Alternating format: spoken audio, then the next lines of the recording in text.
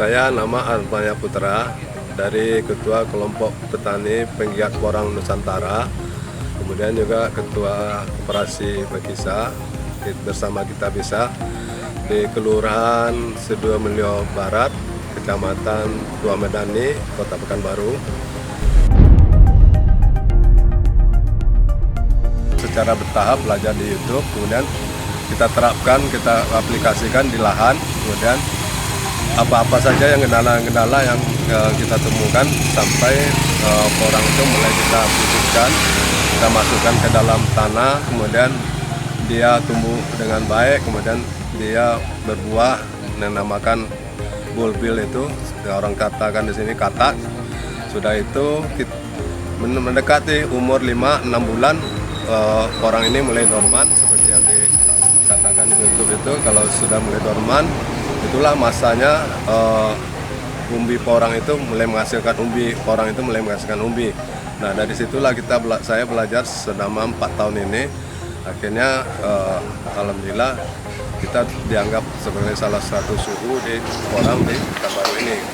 Berbudidaya porang ini pertengahan tahun 2019. Sudah panen sampai 3 kali panen. Pertama adalah coba mengolah lahan dengan sesuai petunjuknya. Porang itu akan tumbuh di lahan yang baik dan mengandung, bisa menahan air di tanah. Kemudian kita coba juga di tanah itu harus berbentuk dalam bentuk gembur dan tidak boleh dalam bentuk padat. Jadi makanya kita olah lahan itu menjadi gembur. Kemudian setelah gembur, kita tanah yang kita gembur tadi kita campur dengan pupuk kandang. Pupuk kandang inilah sebagai nutrisi untuk porang nanti. Setelah lahan kita olah satu minggu, barulah mulai kita membuat lubang-lubang untuk menanam porang. Apakah porang itu kita tanam dengan dari katak atau dari bibit umbi. Nah, dari situ kita baru menentukan jarak tanam. Kalau dari tatak, kita kalau menjadikan bibit umbi lagi, kita rata-rata antara 15 sampai 20 cm. Dari jarak tanam seperti itu, kita bisa menghasilkan untuk 2 musim. Pendekatan musim dari katak menjadi umbi dari tanam lagi jadi umbi produksi. Rata-rata kalau beratnya kita tanam 1/4 kilo, kita bisa dengan teknik-teknik yang kita lakukan selama penanaman, dengan pemupukan, kapan kita pupuk, kapan tidak boleh kita pupuk, itu bisa menghasilkan antara 2,5 kilo sampai 4 kilo. Bibit yang kita dapat tanam sekali itu, kalau kita tanam dari katak menjadi umbi, itu bisa kita dapat dari katak satu bisa kurang-kurang dapat 4 katak lagi. Dapat 1 bibit umbi, kemudian menghasilkan 4 katak. Kalau kita dari umbi yang kita tanam, itu rata-rata kita bisa mendapatkan kataknya bisa sampai 15, 17, sampai 20, sampai 21 banyaknya. Jadi itulah keuntungan kita sebagai petani porang. Kita cukup membeli sekali aja bibit dan kita bisa mendapatkan 3 sampai 10 kali lipat untuk pembibitan berikutnya. Jadi kita tidak perlu lagi beli ke tempat-tempat lain, dan kita pun sudah bisa menjual bibit-bibit dari kita sendiri. Karena bibit yang di tempat negerinya seperti Pekanbaru ini panas, dia sudah menyesuaikan diri katak dan umbinya gitu. Nah, selama dia sudah mulai tumbuh umur 1 bulan sampai masa dorman nanti 6 bulan, bulan kedua kita lebarkan lagi pupuk kandang di atasnya, ya, kira-kira 10 cm di sekitar batang porang itu. Setelah itu nanti baru bulan kedua kita mencoba menggunakan bikin pupuk organik cair sendiri. Nah, dari organik cair sendiri itulah yang kita aplikasikan di lahan di kebun porang kita. Nah, dari situ kapan kita mau memupuk dengan POC itu kita yang menentukan sendiri. Bisa dalam 1 bulan, 2 bulan, 3 bulan. Kemudian setelah hampir 5 bulan kita tidak boleh lagi memupuk. kita akan menunggu dia masa dorman. Kita kalau untuk penyiraman itu kita lihat kondisi tanahnya. Kalau tanahnya dalam keadaan kering, sudah mulai kering, tidak ada air lagi, kita ukur dengan jari kita kira 2 atau 3 cm gitu. Nah, dari situ kita sudah menentukan kapan kita mau menyiram. Kalau dia masih ada 2 cm, kita nggak perlu nyiram. Sudah 3 hari, 4 hari nggak panas. Tapi kalau sudah 3 cm ke atas kita masukkan, udah nggak ada lagi airnya. Pada saat itulah kita melakukan penyiraman. Dan penyiraman itu kita juga tidak boleh pada sembarang waktu. Jadi kita nyiram dari jam 6 pagi sampai jam 7 pagi, kemudian sore dari jam 5 sampai jam 7 malam.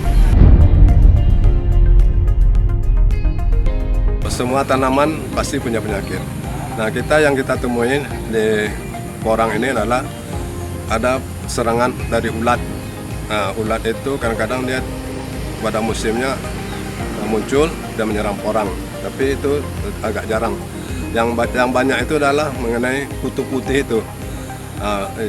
Yang kutu putih itu kalau dia menyerang porang, dia menyerangnya dari pangkal porang itu, baru dia terus merembetnya ke umbi. Nah, kalau dia sudah ada di tumbuh dan melekat di di batang porang itu, salah satunya kita untuk mengatasinya adalah dengan membersihkan pangkalnya. Kemudian baru kita kasih dengan abu. Abu itulah yang untuk menahan dia supaya tidak datang lagi hama itu. Nggak ada satuan, kita nggak ada, kita pakai organik aja sih. Kita lihat berdasarkan pengalaman, kita lihat dari pangkal dari pangkal tumbuhnya porang itu. Kemudian juga tinggi porangnya. Mulai kalau dia pangkalnya kira-kira sampai 5 cm, sampai 6 cm, sampai 7 cm itu kita prediksi itu hasilnya bisa antara 2 sampai 4 kilo. Dan syarat umbi itu ada di dalamnya, porang ini harus menemukan kataknya di setiap dahannya. Kalau dia sudah tumbuh katak, berarti umbi sudah ada. Nah, itulah kita menentukan. Dan berapa besar umbi yang kita lihat juga dari kataknya. Kalau kataknya kira-kira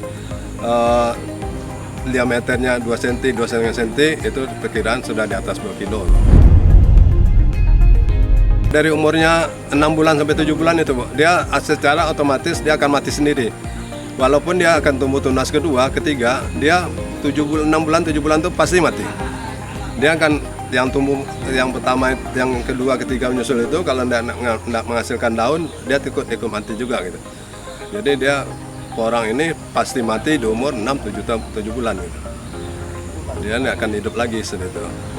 Baru dia hidup lagi setelah 2 bulan, 3 bulan setelah itu.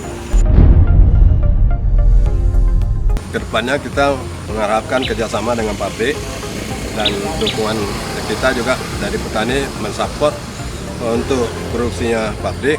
Jadi kita sudah petani jangan ragu-ragu lagi untuk menanam, karena kita sudah tidak sanggup menyalurkan ke pabrik. Kita bisa menampung lewat koperasi kita, Bu.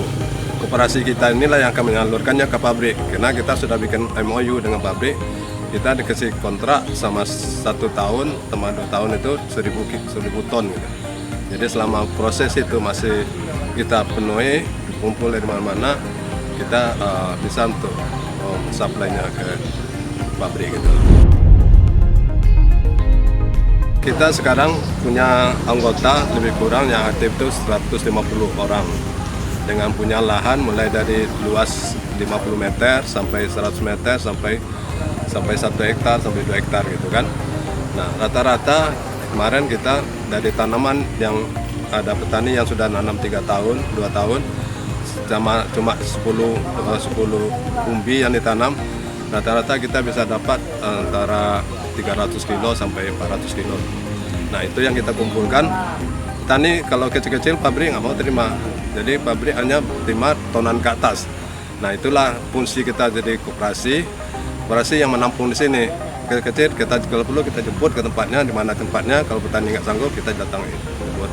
Walaupun itu mau dijual 50 kilo, kita nggak masalah. Tapi kita prinsipnya kita membantu petani ini bagaimana petani bisa hidup dan berkesinambungan untuk masalah ekonominya bisa meningkat terus. Gitu.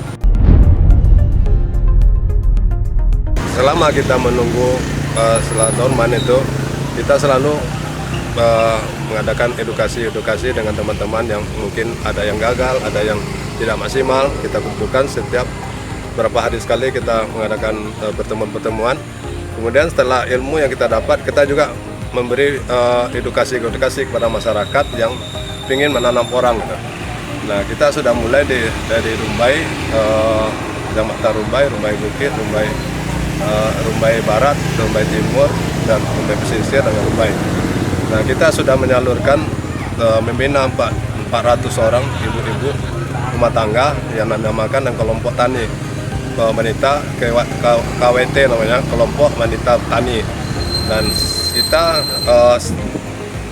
kemampuannya kita lihat berapa mampu dia untuk memelihara porang ini mulai kita bibit. Nah, ada yang mampunya 10 bibit, ada yang mampunya 100 bibit, kemudian kita suruh bikin kelompok-kelompok ini grup. Nanti setiap tumbuhnya porang itu baru dikirim sama kita. Kalau keadaan gini, ini kurangnya apa, ini kurangnya apa. Jadi selain dari membina dari organisasi, anggota organisasi, kita juga melakukan edukasi kepada masyarakat gitu. Itu yang kita lakukan terus-menerus selama ini gitu.